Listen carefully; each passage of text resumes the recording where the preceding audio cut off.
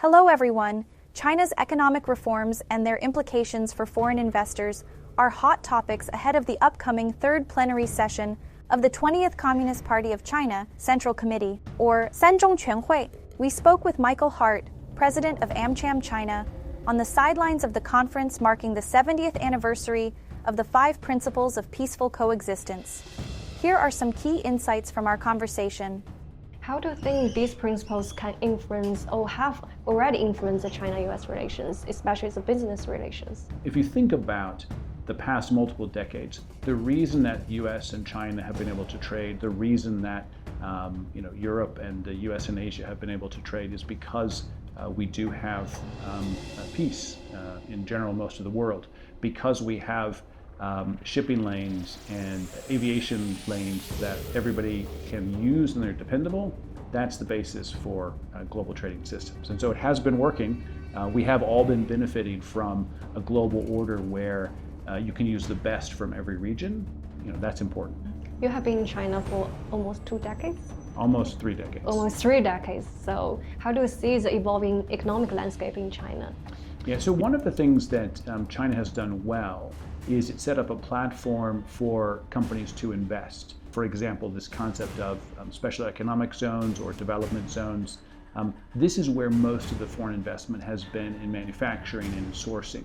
And so a set of consistent rules, an area where people can invest and they know what's going to happen with that investment, that's been part of the fundamental strength of foreign investment into China, is people say, I'm going to invest in this area and I know the treatment I'm going to get. That's the stability that's really important for foreign trade.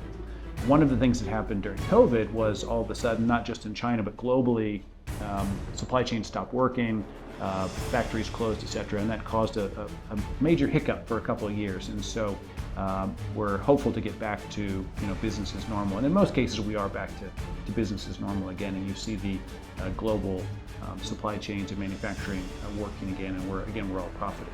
How do you assess the current state of Chinese economy? Do you think it's collapsing, as some reports have claimed?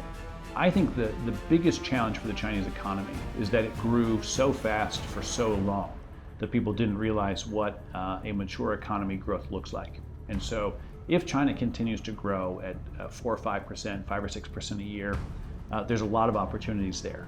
But I think that everybody has to adjust their expectations that we are not going to grow in China at 8% a year.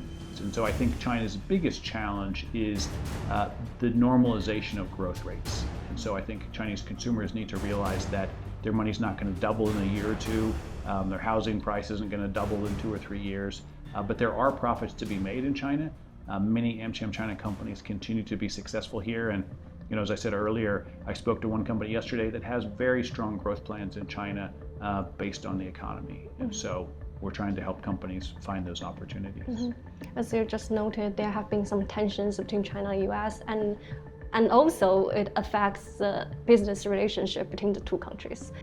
There's a couple levels. One is political to political. So when the US government, Chinese government have some differences, they air those differences.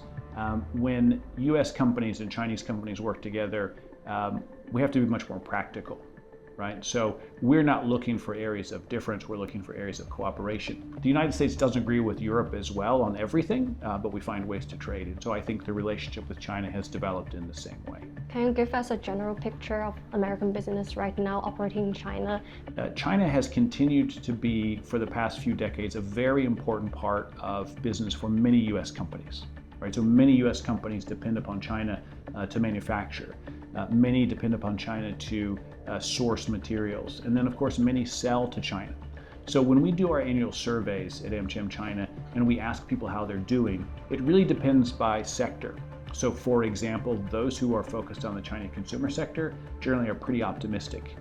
There are some who are in technology who are a little more nervous because this is an area where US and China have some tensions, where each has put restrictions on the other. And so when we talk to our member companies, the vast majority of them say they plan to continue to be here, they're finding ways to operate, and as long as they can, they'll continue to be here. even for people who say they want to see the US and China stop trading, I don't see it particularly practical, and it's not something that could even happen in the next sort of decade or so. So is China still the top one for American investment? It really depends sector by sector. Some companies certainly continue to see places to invest here and produce. One of the concerns in China is that China has become more expensive. And so that's a positive story in the sense of salaries have risen in China. But China is not the cheapest place to produce anymore, and that's okay. China has a strong position in certain areas with technology and in research, but China is not the cheapest place for everybody, and even Chinese companies are in some cases outsourcing to other places to find cheaper labor. So it really depends on your sector. And the Biden administration raised the tariffs on some Chinese goods. Compared to American business presence in China, there are far fewer Chinese companies right now in the US. How do you explain the discrepancy? Well, I think the US has an open market, so anybody that wants to invest in the US can. China has a relatively open investment market, and so US companies have come here to invest for decades, right? Partially because they saw a large market, partially because there was cheaper labor, etc. So it's hard to make a direct sort of comparison place for place. America used to be the biggest promoter of globalization and free trade. And right now we see there seems to be a growing protectionism happening in the US. So I think in general, the American Chamber of Commerce in China is not for tariffs and trade restrictions. The truth is restrictions are in place in both directions.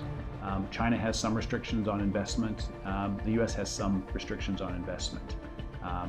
And so part of the reason that Donald Trump put on tariffs, part of the reasons that the Biden administration renewed those tariffs was they felt that the playing field wasn't fair.